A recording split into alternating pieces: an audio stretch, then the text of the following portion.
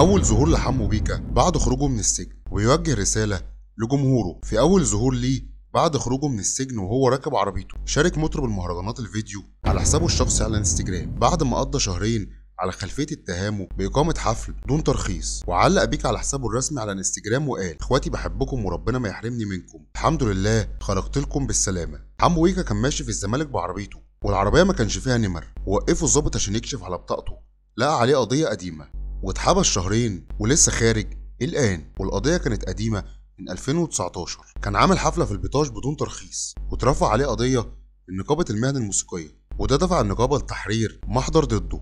وبعد ما خرج على طول قضى عيد الحب مع زوجته بعد خروجه من السجن، ونشر ليه مقطع فيديو قصير على حسابه الشخصي فيسبوك، وظهر مع زوجته وهو بيحتفل بعيد الحب. لو انت من محبين مطرب المهرجانات حمو بيكا، ما تنساش تحط لايك للفيديو وتقول له الف مبروك في كومنت، وتشترك في القناة عشان يوصلك كل اخبارنا الجديدة. نشوفكم في فيديو جديد وخبر جديد.